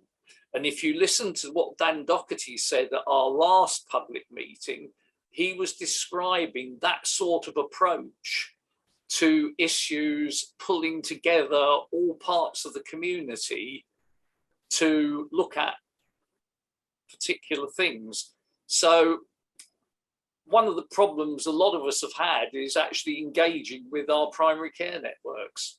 And hopefully that's something that will now start to improve, because what you said is right, and something which we can certainly promote and try to get something like that done.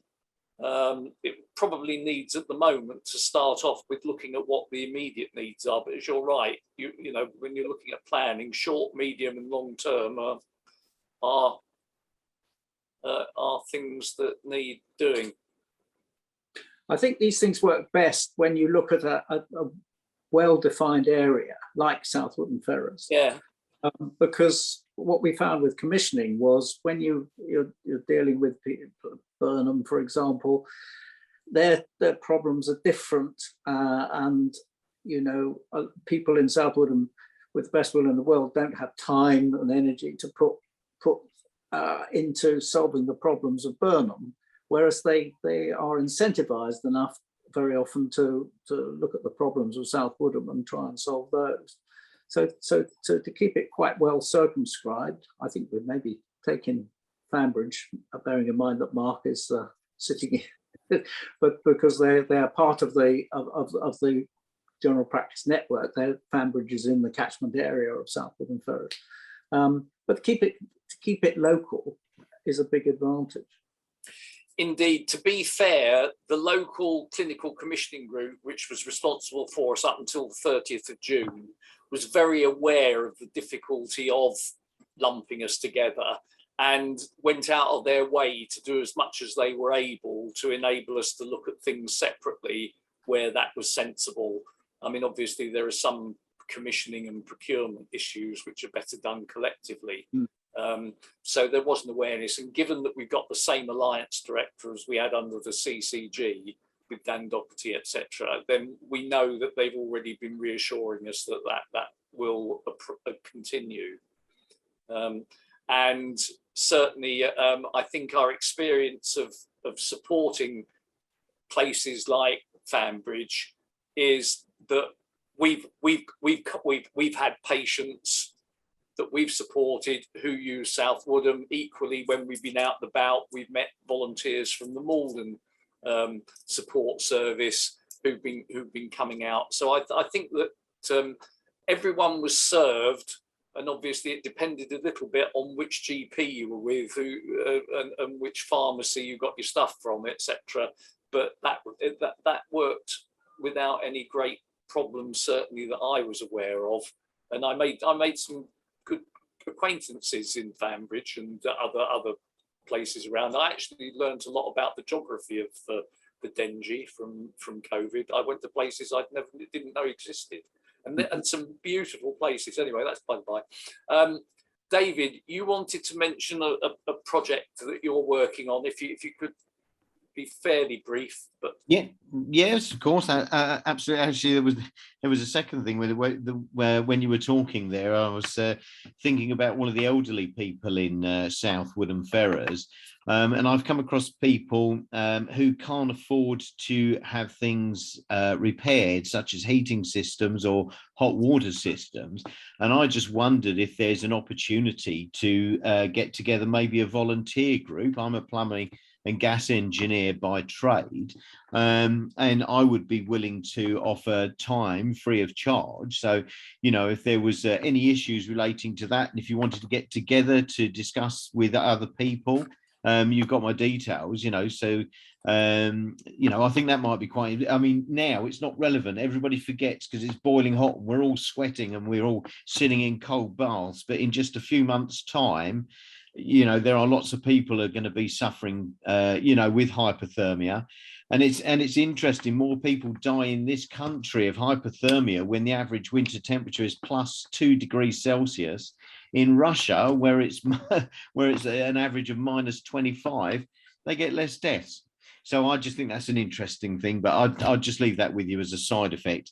What I was really going to be talking about was mental health, really, particularly at the moment. And I noticed earlier on, Andrew talked about this. He was talking about COVID and the cause of anxiety, of course. And, you know, we're all aware of anxiety, mental health. My daughter took her own life back in 2017 in November. And I had absolutely no idea whatsoever that she had any intent on doing such a thing.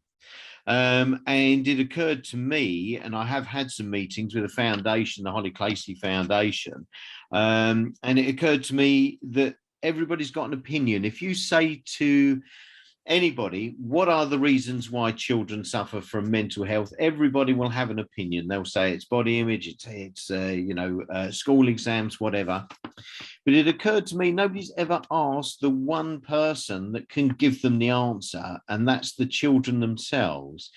So I've been, I've recently had a meeting with Gillian Keegan, MP, in Westminster, and passed the idea that what I would like to do is to have a once a year online anonymous mental health survey taken by all children between the ages of 10 and 18.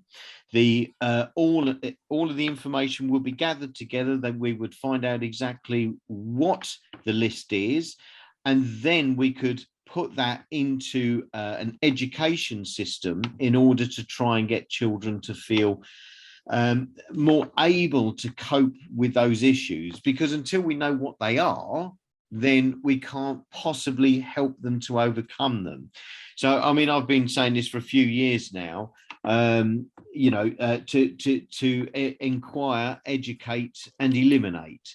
And that's really what my mantra is. Gillian Keegan has passed this on to the Department of Education. And as you said earlier, everything's in turmoil at the moment with government. But when the dust settles, I intend to write to the new Department of Education Parliamentary Undersecretary, if there is a new one, to make that quite clear, to see what Gillian has said. So that's really what I'm doing. And the other thing that I've done is I've set up a survey on SurveyMonkey, where I would like people to go along, answer 5 simple questions, really give some feedback, and just say whether they think that this idea of an online survey is a good idea. And I just think if we did it like we have a World Cup final, or, you know, we have an election, there's an atmosphere in the country. And I think if we can do that for children, if we can make them feel that somebody's listening to them, if they're all sharing that same experience in 1 week per year, then they will know there will be a whole buzz that every country, every school in the country, well, in the UK really, which is what I'm after, then that will, even that may give them a lift. That's really essentially what I'm after. Well, I've responded to your approach about this, David, as you know, and if you're interested in exploring the possibility of some sort of local trial or pilot or something like that, we'll be very happy. And I have got access to potential academic input from a medical, as you may know, in our report, we've been doing some academic research on both patient and public engagement and major trauma rehabilitation services in conjunction with Warwick University's medical school, which happens to be, well, they didn't have a medical school when I was there, but they do now. So if you would like to pursue that, I think this will be a very interesting project, and it will be really good for South Woodham to try and develop something like this, which, as you say, could have easily a nationwide value. Yeah. Sorry, Janet's got her hand up. 2 things. In picking that point up, my daughter's just got involved with a lady from Chelmsford who set up a franchise to deliver mindfulness sort of programming in schools and in pre-nurseries. So that is a developing area within the education system. Sadly, it is a business thing because the schools have to pay for it, which is a problem, as you can understand. But there is a big move afoot to develop that. On the television this morning, they're saying the children are actually finding it quite boring. Yeah, well, unfortunately, there's been a report today that says that's actually saying that children aren't getting any benefit from mindfulness. No, I can well believe that. Yeah. Yeah. The other issue I'd like to raise, if I may, this is something that I feel quite strongly about, but forgive me if it's something I don't know about, but my mobility is not very good at the moment, so I can't get out and about an awful lot. But I am totally aware that there's an awful lot of loneliness and isolation in the community. And I wondered if there's, I mean, as you can probably tell, I talk a lot. I wonder if there's any way we can set up a telephone sort of system of befriending, where you can link in and perhaps do once a week call to somebody who might be feeling totally lonely, totally isolated in the community. Yeah, Penny. Yes, I 100% agree with you there. My role is to help people like yourself and others. Fortunately, telephone befriending services are on the increase now. During COVID, it's been really difficult to get volunteers, but there are a couple of organisations who do exactly that, and they don't have a long waiting list as they did have before. So there are things out there. If you wanted me to get in touch with you, Janet, I could directly, or you could contact me. I don't know what works best. I don't know what you suggest, Peter. Yeah, Janet, there are still some befriending services going on. Funnily enough, that was something which the volunteer schemes were trying their best to do during COVID. But if you want to email me, I can put you in touch with Penny if you can't do it direct. That would be good, Peter, because I did try to get onto one of these services and they all said they weren't taking anybody. Okay. Yeah, but I found out recently that those lists, waiting lists, one in particular, are no more. So that's good. What I struggle is getting face-to-face befrienders in Southwood and Ferrers. Yeah, well, as far as I'm concerned, I'm more than happy to do that. Okay. You know, I'm more interested in being a befriender. I don't need befriending myself. Oh, I see. Okay. Well, I'm I can tell you fine. Yeah, I can tell you who to contact. Yeah. But I just sort of feel that, you know, there is this opportunity to befriend those that do, but you can't, it's getting up the links between people. That's the issue. Yeah. I think if you and Penny can make a team there. Yeah, that would be great. Yeah.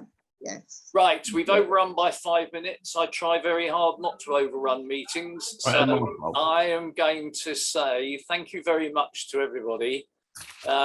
If anyone has any bright thoughts afterwards, or hopefully there's nobody sitting there wanting to have said something and hasn't, please do keep in contact with us. Thank you ever so much for coming along. And if you think of any subjects that you'd like us to organise sessions like this about, please do let us know, because we've got the contacts to get people like Andrew Pike or Dan Doherty or whatever along.